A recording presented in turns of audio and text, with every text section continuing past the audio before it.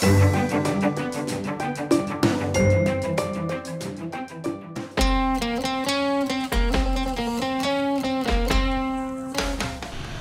chàng trai trên 3 con ngựa sắt, quê quán, tuổi tác, công việc khác nhau, nhưng chúng tôi có cùng điểm đam mê, chinh phục những cung đường, khám phá những miền đất mới, cho hành trình chinh phục cung đường miền Tây mùa nước sắp nổi của mình. Ngày đầu tiên, chúng tôi xuất phát từ thành phố Hồ Chí Minh về Châu Đốc, An Giang, ngủ đêm tại đây. Sáng hôm sau, chúng tôi khám phá đầu nguồn sông Hậu. Đến trưa từ Châu Đốc, chúng tôi về ngủ đêm tại Hà Tiên, Kiên Giang. Ngày thứ ba, chạy cung đường Hà Tiên, Rạch Giá, Cà Mau. Sáng sớm ngày thứ tư, chúng tôi về khám phá đầm Thị Tường và trải nghiệm những cảm giác ngủ đêm trên đầm lớn nhất miền Tây này.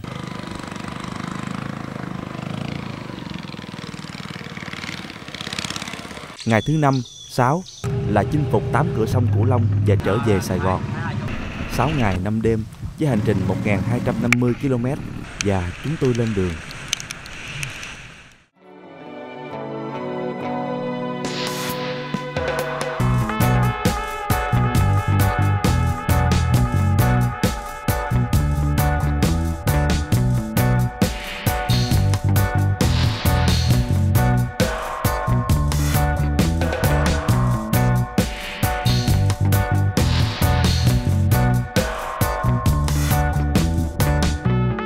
Mười 16 giờ xuất phát lên đường, chúng tôi đã chọn theo cung đường đi bộ của Google Maps khoảng 200 km từ thành phố Hồ Chí Minh qua Đức Hòa, Thạnh Hóa, Tân Thạnh, Tràm Chim, Hồng Ngự, Tân Châu, Phà, Châu Giang để đi đến Châu Đốc. Nên từ trung tâm Sài Gòn chạy khoảng 30 phút là đến được những cánh đồng lúa mênh mông. Với công việc thường nhật, bán mặt cho bàn phím, bán lưng cho ghế văn phòng, lên đường chúng tôi như chim thoát khỏi lồng, chọn ngay cung đường tránh xa tuyến quốc lộ hay đường liên tỉnh ít xe cộ, con đường có những cánh đồng để được hít thở khí trời trong lành. Sau rằm tháng 7, nước từ thượng nguồn sông Mê Công đổ ra Biển Đông qua hai nhánh là sông Tiền và sông Hậu. Châu Đốc, nơi đầu nguồn sông Hậu đổ vào đất Việt, được chúng tôi chọn làm điểm đến đầu tiên cho hành trình chinh phục cung đường miền Tây mùa nước sắp nổi của mình.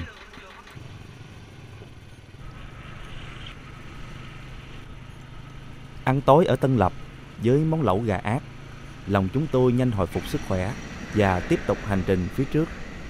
Chạy xe máy xuyên rừng quốc gia Tràm Chim mát rượi, đường đẹp và vắng, cảm giác hơi rùng rợn. Điểm chú ý ở cung đường miền Tây là những dốc cầu khá cao, nếu vượt cầu với tốc độ cao rất dễ xảy ra tai nạn. Bóng đêm làm những cánh đồng dường như trải dài vô tận. Bầu trời đầy sao là khung cảnh nên thơ mà khó có thể tận hưởng ở thành phố. Tránh được cái nắng chói chang của ban ngày, nhưng một điều khó bù đắp được là chúng tôi không quan sát được cảnh đẹp của những cung đường mình đi.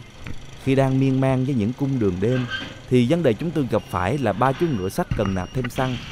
Nhiều cây xăng ở miền Tây, ở các huyện ven biên giới đóng cửa trước 19 giờ để ngăn chặn việc buôn lậu xăng dầu. Nên việc mua xăng lẻ rất khó khăn, làm hành trình của chúng tôi chậm thêm đôi chút. 21 giờ vào đến thị trấn Hồng Ngự. Từ trung tâm, chúng tôi chạy thêm 11 km để đến bến phà Tân Châu. Vượt phà Tân Châu, chạy thêm 19 km nữa để qua phà Châu Giang, Châu Đốc.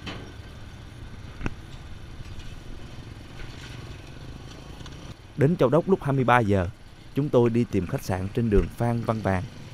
Mùa thấp điểm nên giá phòng dành cho 5 người là 230.000. Đây không phải là giá rẻ. Chúng tôi muốn thử chọn xe kéo ra chợ, khoảng 500 mét. Giá mà chúng tôi từng đi trước đó là 5.000 đồng một người.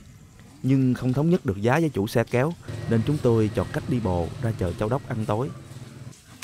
Bát phở nóng làm ấm lòng anh em, để giấc ngủ thêm ngon cho hành trình của những ngày tiếp theo.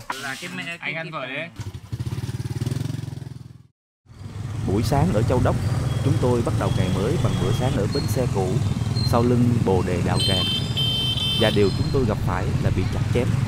Tô hủ tiếu vô cùng tệ với giá 35.000 đồng, mắc hơn cả giá hủ tiếu ở thành phố lớn như Sài Gòn.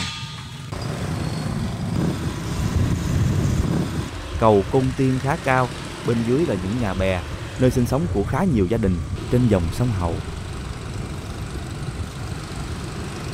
Chúng tôi qua Cồn Tiên, ngược lên đầu nguồn sông Hậu. Đây là nơi sinh sống của rất đông đồng bào Chăm theo đạo Hồi. Người dân họp chợ hai bên đường với đủ mặt hàng từ nhu yếu phẩm, tạp hóa, hàng rau, cá và có cả hàng thức ăn liền như bún, phá lấu hay các loại bánh. Chú biết đây là cái gì? Khoai mì. Rồi gồm có nếp nè, gì nữa chị? Nếp, đậu, dừa, đậu xanh. Tiếp tục chạy theo khoảng 10 km là đến Bún Bình Thiên, dấu tích còn sót lại của một thời nơi vùng biển này hãy còn nhiều đầm trũng.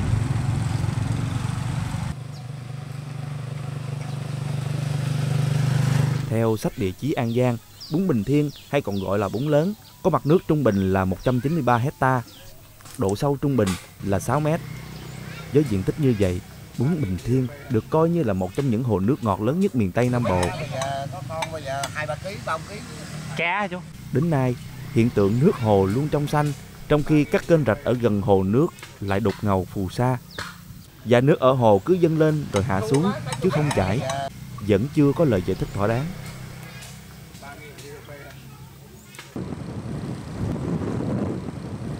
Chúng tôi nghỉ ngơi ở quán võng ở đầu nguồn sông Hậu. Không khí trong lành và bình yên, mùa nước nổi vẫn chưa về. Ở con sông Đường Biên dòng nước vẫn hiền hòa, đưa phù sa về với đồng bằng sông Cửu Long. Trở về lại Châu Đốc bằng con đường vòng khác quanh Cồn Tiên, đường đang làm rất khó đi. Về đến Châu Đốc, chúng tôi còn ghé thăm chợ Châu Đốc. Các bạn đi phượt nên chú ý, không nên mua thuốc lá không có tem nhập khẩu số lượng lớn ở khu vực chợ này, vì nếu bị bắt sẽ ghép vào tội buôn lậu. Về đến Châu Đốc, chúng tôi bái vọng chùa Bà Chúa Xứ và tiếp tục lên đường sang Hà Tiên. Trên hành trình của mình, chúng tôi gặp được khá nhiều đoàn phượt cung đường miền Tây. Họ cũng như chúng tôi, đều mang trong mình máu khám phá về những miền đất. Từ Châu Đốc, chúng tôi theo kênh Vĩnh Tế khoảng 25 km là đến cửa khẩu Tịnh Biên, An Giang. Đây là một trong những cửa khẩu chính giữa Campuchia và Việt Nam. Đối diện về phía Campuchia là cửa khẩu Phnom Đen. Tịnh Biên được coi là điểm nóng của việc buôn lậu đường cát Thái Lan, thuốc lá, hàng điện tử vào Việt Nam. Đường đi từ Tịnh Biên sang Hà Tiên dễ đi, hai bên đường dân cư thưa thớt, chủ yếu là sông và đồng ruộng. Không khí trong lành, sảng khoái vô cùng.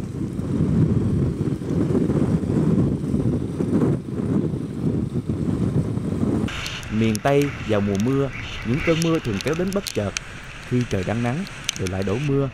Dù hành trình đi khá thoải mái để thưởng lãm những cảnh đẹp, nhưng những cơn mưa như đuổi theo làm chúng tôi có phần vội vàng.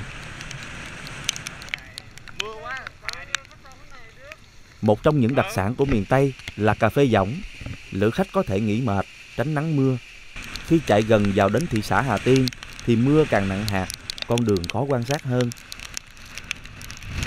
Đến Hà Tiên, chúng tôi thuê một phòng khách sạn với giá 200.000 cho 5 người. Chúng tôi ăn hải sản và đi dạo chợ đêm.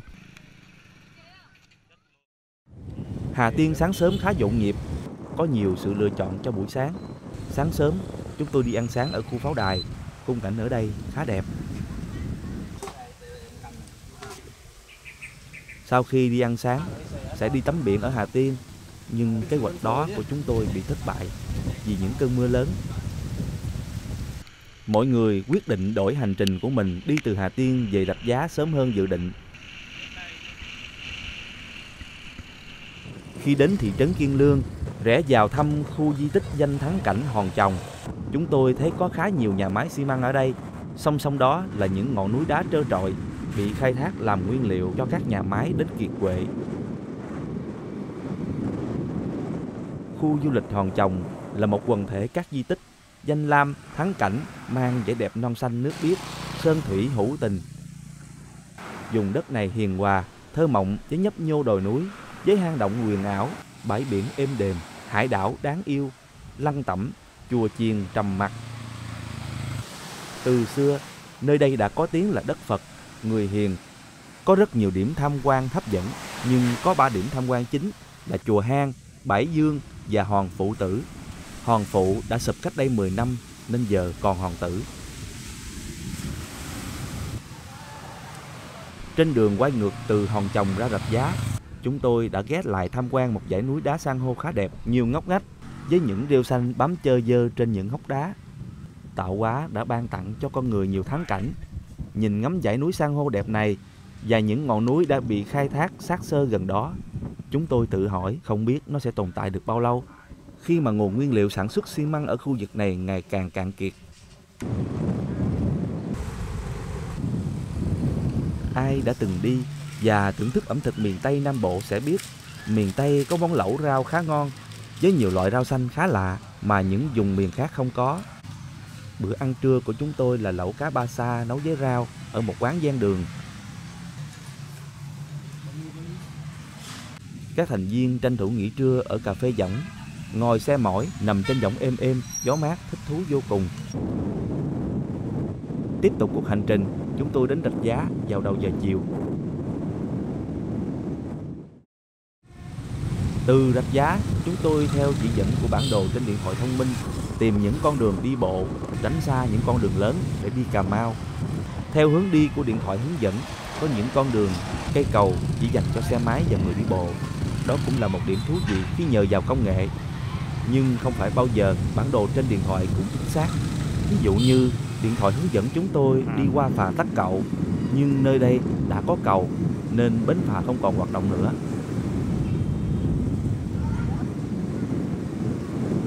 Tên địa danh, tên đường, tên cầu ở nhiều địa phương ở miền Tây được đặt tên khá ngộ nghĩnh. Xuyên rừng U Minh, từ An Ninh sang Thái Bình, các bạn chuẩn bị máy ảnh để chụp cây cầu nổi tiếng Xẻo Bướm. Cây cầu huyền thoại mà cư dân mạng rất sốt. Những con đường vắng, không được bảo dưỡng, dài hàng chục km cũng là một trong những trở ngại cho hành trình của chúng tôi. Mặt trời sắp tắt nắng trên những con đường chúng tôi đi.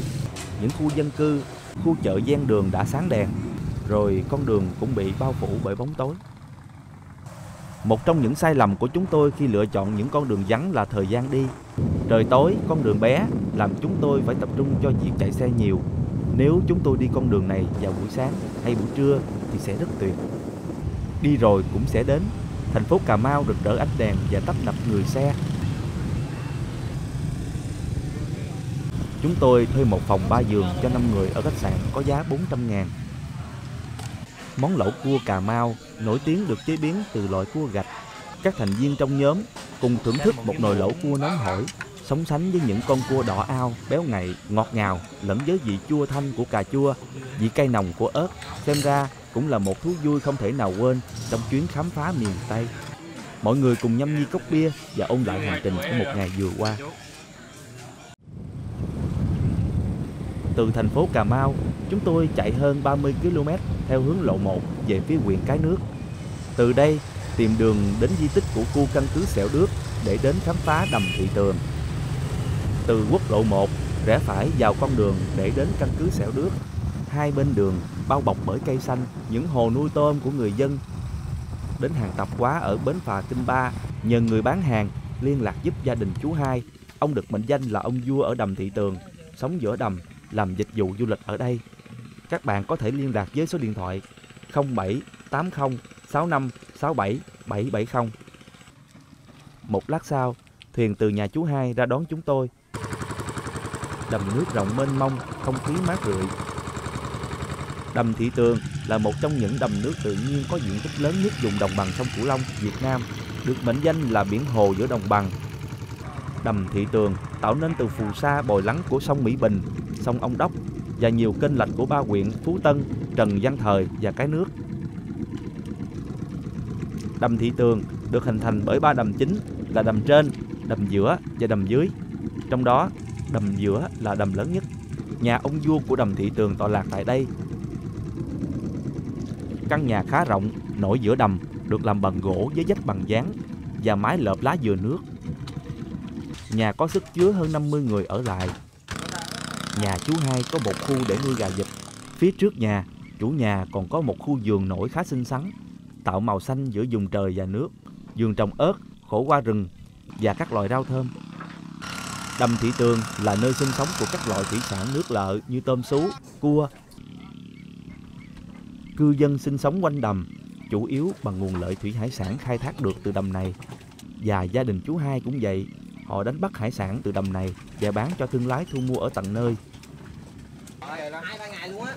Đầm Thị Tường là nơi sản sinh giống cá ngát khá ngon. Cá ngát chế biến khá nhiều món ăn, nấu cháo, nướng. Nhưng ngạnh của cá khá nguy hiểm, người trúng phải ngạnh cá rất đau nhức.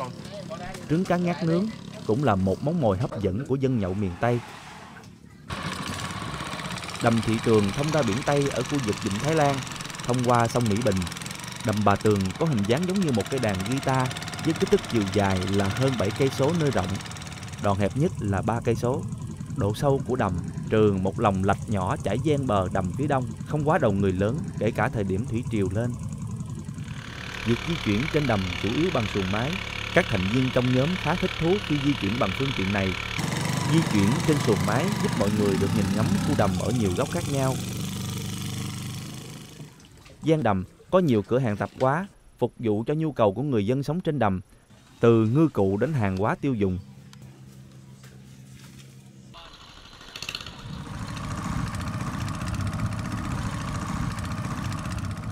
Bắt một lò than lửa lớn giữa nhà để nướng cá. Cá ngát được nướng mội trên lửa than, mùi thơm ngào ngạt.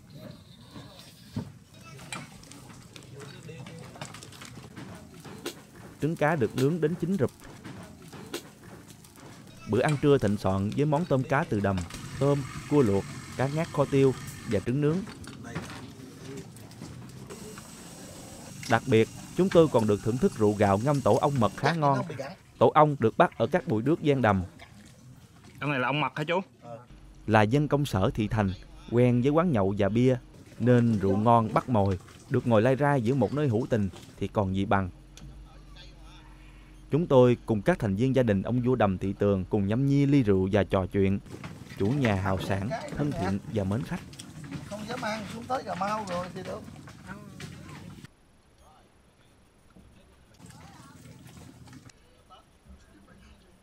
Nồi nước cơm thơm lừng, ai có ngàn hà sai do rượu thì làm chén nước cơm rồi nằm nghỉ. Gió mát lồng lộng, khí trời mát mẻ, giấc ngủ trưa khá ngon và thoải mái. Buổi chiều tôi được dạy chạy xuồng máy. Có thể nói miền Tây Nam Bộ là nơi hội tụ những kênh rạch sông ngòi. Gắn bó với cảnh sông nước ấy chính là những chiếc ghe, chiếc xuồng đã trở thành một hình ảnh không thể thiếu trong đời sống của người dân nơi đây. Việc học chạy xuồng máy của tôi cũng khá nhanh. Các thao tác đơn giản để điều khiển một chiếc xuồng là nổ máy, lên ga và điều khiển cho xuồng chạy. Để thuần thục thì phải cần có nhiều thời gian tập luyện.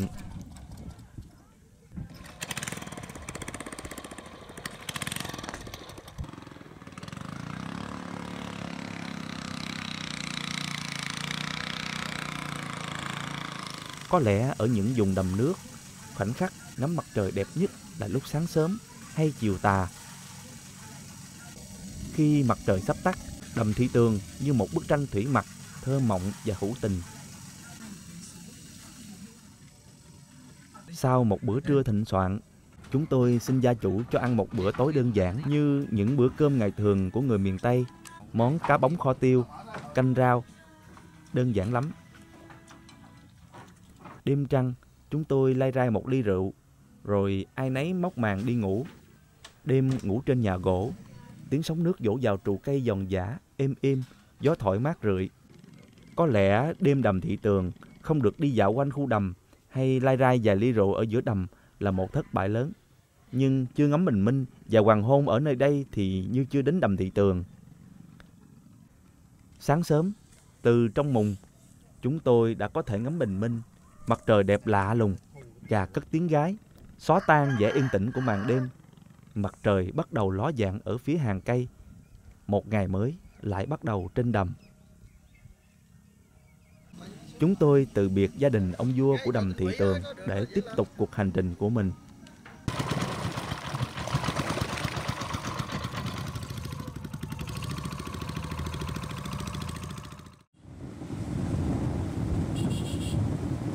Chinh phục chính cửa sông Cửu Long được chúng tôi ấp ủ khá lâu. Từ ngã bảy Hậu Giang, chúng tôi chạy xe về huyện Trần Đề, Sóc Trăng.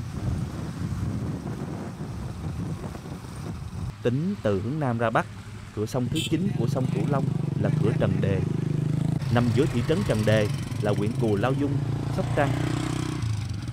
Để vượt cửa sông này, chúng tôi đón đò ở bến Kinh Ba sang bến đò Rạch Tráng. Chuyến đò hơn 30 phút có một chuyến qua lại.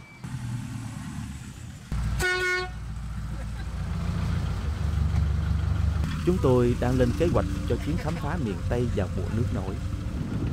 Hỏi người lái đò thì được biết đây là cửa sông nước lên xuống theo thủy triều, nên nước đầu nguồn sông Hậu đổ về lớn, ngậm một vài giờ khi triều lên, rồi lại cạn khi không bị ảnh hưởng nhiều.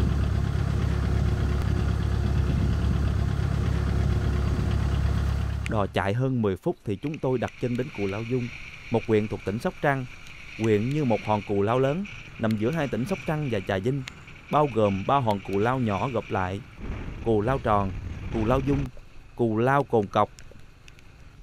Con đường liên xã ở huyện khá nhỏ, dừa và mía được trồng nhiều ở hai bên đường. Cửa sông thứ 8 của Cửu Long là cửa Ba Thắt, giờ đây đã bị bồi lấp không còn. Hỏi người dân ở Cù Lao Dung, giờ đây không còn ai nhớ hay biết đến nó. Có thể cửa sông này giờ đây chỉ còn một dòng chảy trong nhánh sông nhỏ, hay đoạn cuối của cửa sông năm nào nay là con đường. Trời mưa, đường đi lên Cù Lao Dung khá trơn trượt, thêm phần phải hỏi đường nên chúng tôi mất hơn 30 phút để đến bến đò tiếp theo. Cửa sông thứ 7 của Cửu Long là cửa Định An, nằm giữa Cù Lao Dung và thị trấn Định An, huyện Trà Cú, tỉnh Trà Vinh. Chúng tôi đón đò từ bến Giàm Ông Tám, Cù Lao Dung sang bến đò Định An. Hơn 30 phút để chờ đợi, chúng tôi ăn vặt tại bến Giàm Ông Tám để lót bụng. Chuyến đò cuối cùng, mọi người vội vã trở về. Đò xuất bến, từ từ đi chuyển ra khỏi rạch rồi ra cửa sông.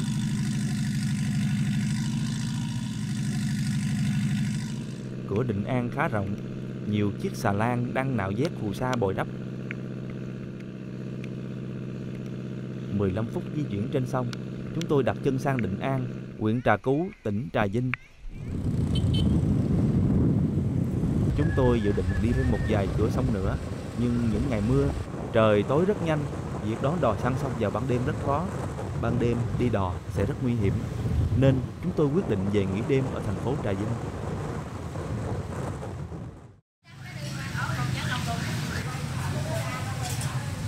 Buổi sáng ở Trà Vinh, chúng tôi thưởng thức món cơm cà ri nổi tiếng của thành phố. Quán nằm góc đường Nguyễn Thị Minh Khai, Trần Phú, bán buổi sáng, đến tầm 10 giờ là hết. Cà ri gà với nước kho gà cay, thơm xả, nồng chất kiểu Khmer, và tuyệt đối không có cái vị bột cà ri dễ ngán như ở những nơi khác. Sau khi ăn sáng, chúng tôi lang thang uống cà phê cốc Trà Vinh. Nhìn thành phố nhỏ với những hàng cây cổ thụ xanh tươi, thoải mái vô cùng. Đã chạy theo hành trình hơn 1.000 cây số, chúng tôi luân phiên bảo dưỡng xe máy. Những chú ngựa sắt đã tham gia hành trình dài.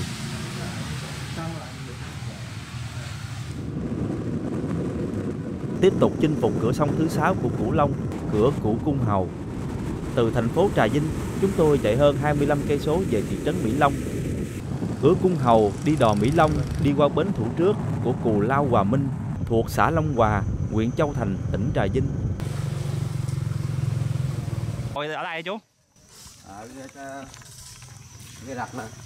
Chị Ghe Rập. Mỗi ngày, bến đò có 26 chuyến qua lại, từ 5 giờ 30 đến 17 giờ 30.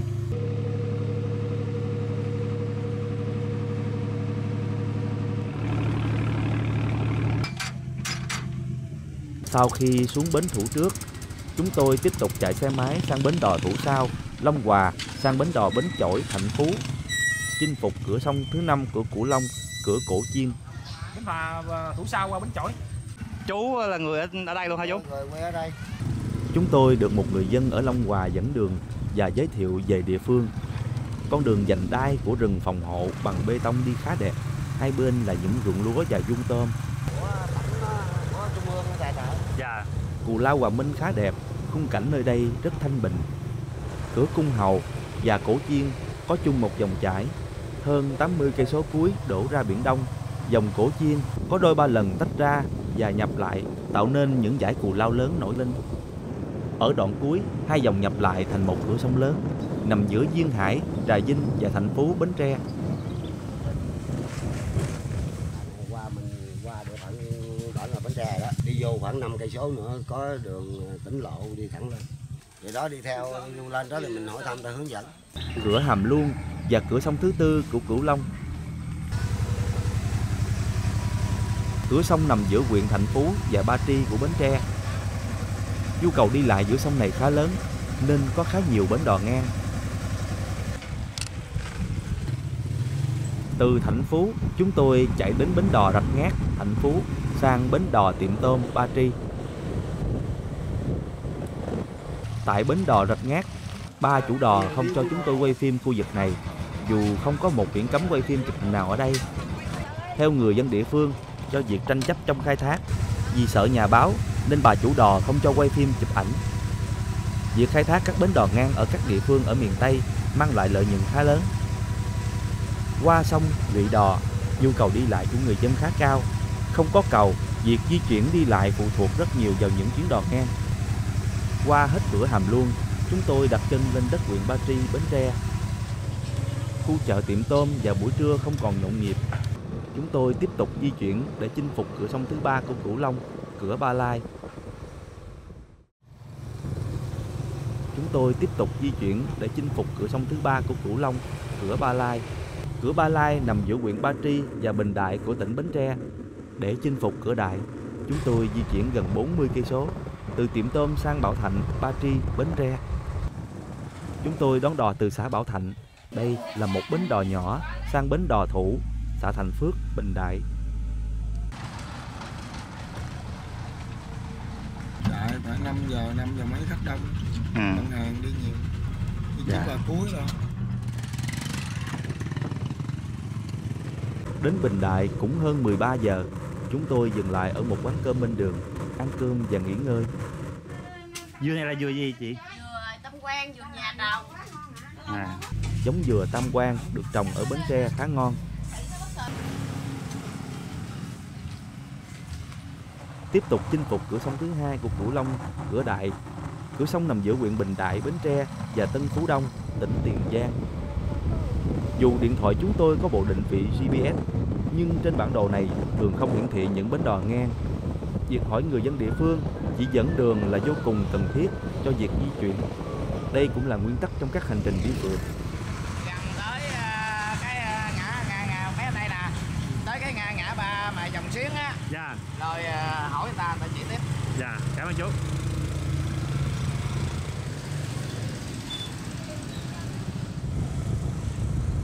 Từ bến đò Bình Đại, xã Bình Thắng, Bình Đại mất hơn 15 phút sang bến đò Bà Từ, Bình Thắng. Đò hoạt động từ 5 giờ đến 17 giờ.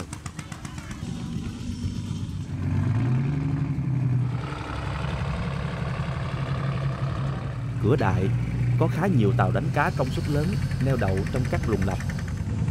Bình Đại nổi tiếng là vùng ven biển có nghề đánh bắt xa bờ. Ngay cửa sông có các chốt biên phòng hạn chế quay phim, chụp ảnh. Sông Tiền cùng hai nhánh của nó có liên quan đến tỉnh Tiền Giang và sông Cửa Tiểu, sông Cửa Đại và hệ thống kênh rạch trong tỉnh, chịu ảnh hưởng mạnh mẽ chế độ bán nhật triều không đều của Biển Đông. Trong một ngày có 2 lần nước triều cao với một đỉnh thấp và một đỉnh cao hơn, và 2 lần nước ròng với một chân thấp và một chân cao hơn. Dòng sông lặng lẽ mang phù sa bồi đắp những cồn nổi, cù lao qua các cửa Cửu Long. Con người lập làng ấp, trồng trọt, hình thành một cộng đồng dân cư. Có một đặc điểm chung, ở mỗi bến đò, thường thì các bến đậu ở sâu trong giàm, chứ không ngay dòng sông lớn. Đò từ từ chạy ngoằn ngoèo trong giàm rồi ra sông lớn.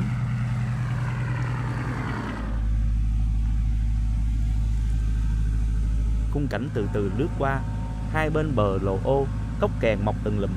Mỗi bờ sông con lạch miền Tây tựa như nhau. Nhưng nếu bạn được trải nghiệm thì mới cảm nhận được cảm xúc khi xuôi theo những chuyến đò.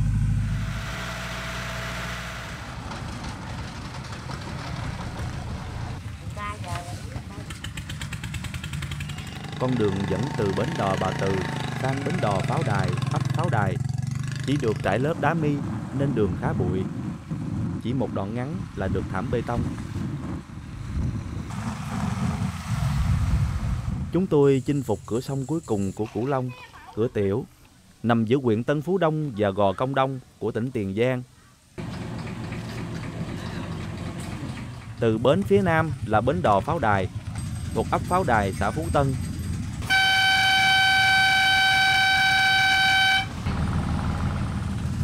Chuyến đò từ từ rời con rạch nhỏ ra cửa sông.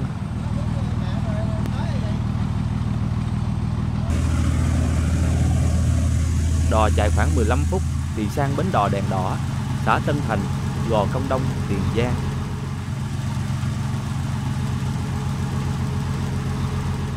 Từ đây chúng tôi tìm đường về. Chúng tôi qua chuyến phà Mỹ Lợi từ Gò Công về Sài Gòn. Đôi bờ sông dạp cỏ, một vài năm nữa sẽ không còn phà, vì cây cầu sẽ nối đôi bờ, những con đường đi sẽ thuận lợi hơn. Hành trình 6 ngày 5 đêm, hơn 1.250 km, khám phá miền Tây kết thúc. Chúng tôi vẫn còn lân lân những cảm xúc về miền đất mình đã đi qua.